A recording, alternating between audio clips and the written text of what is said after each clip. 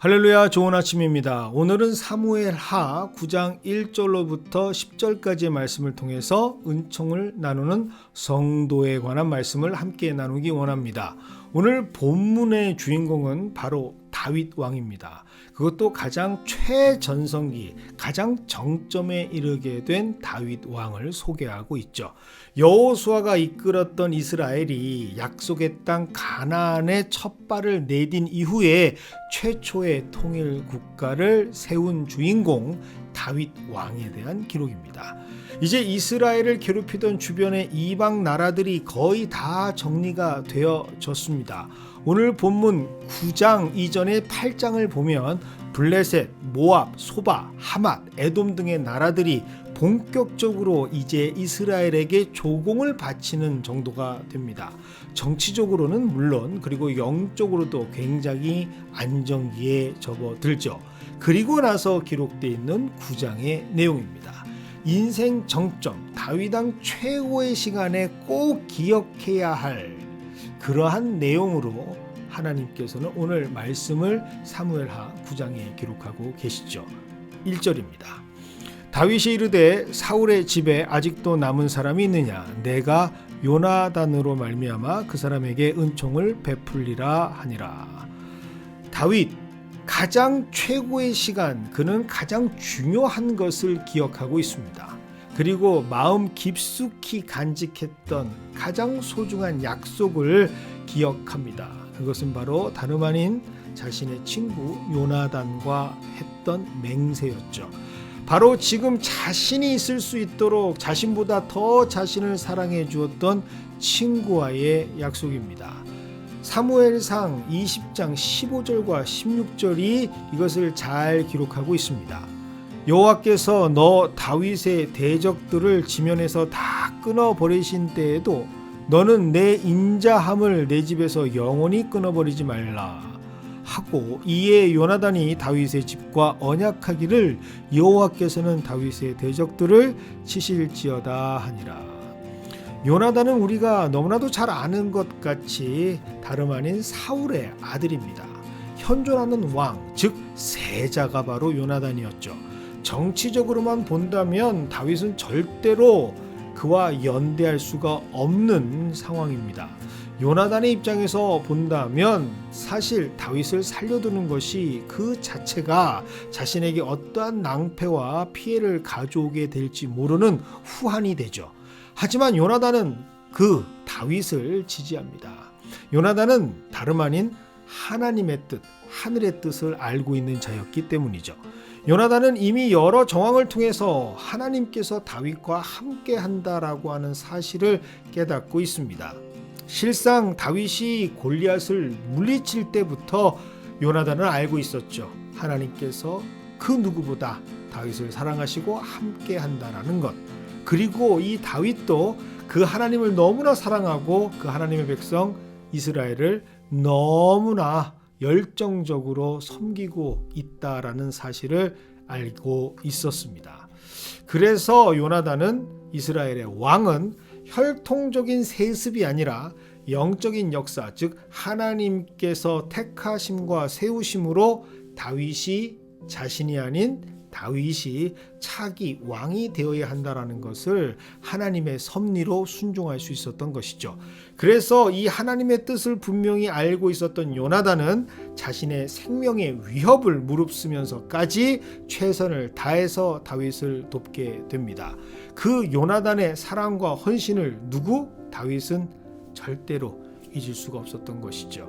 그래서 오늘 본문은 가장 중요한 인생의 정점에서 기억하는 그 사랑, 다윗의 친구 요나단에게 받았던 그 사랑과 희생을 기억하면서 감사하는 방법으로 요나단의 후손을 찾는 내용이 기록되어져 있는 것이죠. 아주 세세하게 기록되어져 있습니다.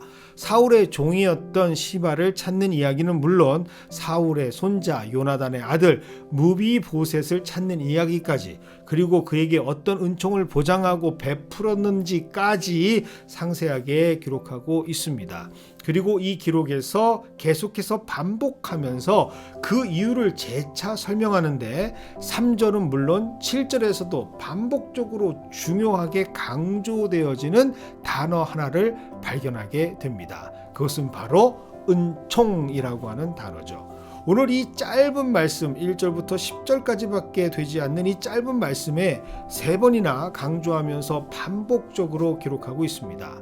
즉 오늘의 주제가 바로 이 은총이라고 하는 것이죠.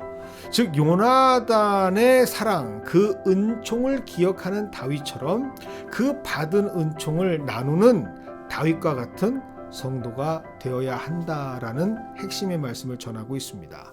하나님께서 세우시는 과정에 누군가에게 받게 되는 은총이 있다면 그것은 나만 누리는 것이 아니라 그 은총은 반드시 기억되고 다시 누군가에게 똑같이 기억될 수 있는 하나님의 축복으로 전달되어야 한다라는 뜻으로 오늘 본문 말씀 은총은 기록되어져 있는 것이죠. 본문의 이 은총을 히브리 원어로 보면 더 그 큰 의미를 발견할 수가 있습니다. 오늘 이 은총이라는 단어는 바로 히브리어 원어로는 헤세드라고 하는 단어로 기록되고 있습니다. 이 헤세드는 단순한 grace, 은혜라든지 mercy, 자비라는 정도로 해석될 수 없죠. 특별한 의미를 가지고 있고 그 이상의 의미를 담고 있기 때문입니다. 그 이유는 바로 이 헤세드라는 단어가 책임을 가지고 신실하게 계속되어야 하는, 전달되어야 하는 은총이라는 뜻을 가지고 있기 때문입니다. 즉 이 헤세드는 단순히 한 개인이 받아 누리는 축복이 아니라 반드시 누군가에게 기억되고 전달되어져야 하는 은총이라는 것이죠. 마치 이어달리기에 바톤과 같은 의미를 가지고 있습니다. 절대로 혼자만 소유할 수 없는 것, 받았다면 반드시 그 누군가에게 전달되어야 하는, 계속 전해져야만 하는 은총이 바로 이 헤세드, 은총이라는 뜻입니다. 오늘 본문은 이것이 바로 요나단과 다윗, 그리고 다윗과 무비보셋에게 전달되는 것처럼 오늘날 살아가고 있는 현대의 성도들에게도 똑같이 반드시 기억되고 이루어져야 하는 하나님의 은총이라는 것을 우리에게 선포하고 있습니다. 과거 많은 사람들에게 사랑받았던 복음성가 한 곡이 있습니다. 그것은 바로 당신은 사랑받기 위해 태어난 사람이라는 곡이죠. 당신은 사랑받기 위해 태어난 사람, 당신의 삶 속에서 그 사랑받고 있지요. 그 가사와 의미가 얼마나 좋았던지 심지어 교회를 다니지 않는 분들까지도 많이 사랑하셨던 곡입니다. 그런데 여기에서 한 가지 질문을 던져봅니다. 그렇게 많은 사람들에게 불리워지고 나뉘어졌던 당신은 사랑받기 위해 태어난 사람, 그런데 그 받은 사랑은 대체 어디로 간 것일까요?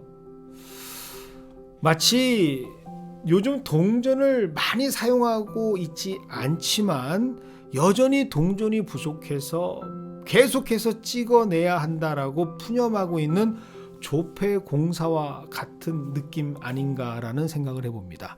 받기만 한 채로 나누어지고 있지는 않는 것 같습니다. 그냥 자기 자신만 누리고 있는 것이지 누군가에게 전해지지 않는, 전해야 하는 그 책임이 다해지지 않는 사랑으로 우리는 받고 있는 것은 아닌가, 갖고 있는 것은 아닌가라는 생각을 해봅니다. 요나단에서부터 다윗에게만 전해지고 더 이상은 전해지지 않는 것 같습니다. 성경에는 분명히 요나단 그리고 다윗에서 다시 무비보셋으로 그 사랑과 은총이 전달되었는데 정작 우리의 삶 가운데에서는 그 헤세드, 은총이 전해지지 않는 것 같습니다. 그래서 오늘 성경 말씀은 우리가 그 사랑의 참된 의미를 반드시 기억하고 회복해야 한다라며 우리에게 선포되고 있는 것은 아닌가라는 생각을 합니다. 오늘 이 말씀을 함께 나누는 이 시간, 이 헤세드, 하나님의 은총을 다시 회복시키는 저와 여러분이 되기를 원합니다.